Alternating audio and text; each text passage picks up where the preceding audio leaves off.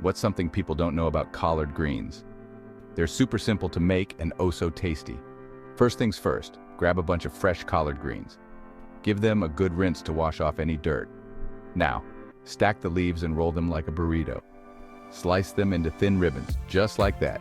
Heat a bit of olive oil in a large pan over medium heat. Toss in some chopped onions and garlic and let them sizzle until they're nice and soft. Now add your collard greens and stir them around. Sprinkle in some salt, pepper, and a dash of red pepper flakes if you like a kick. Pour in a splash of vegetable broth and let everything cook down until the greens are tender. This usually takes about 10 to 15 minutes. And there you have it. Delicious, healthy collard greens ready to enjoy. Serve them up as a side dish, or mix them into your favorite recipes for an extra boost of flavor.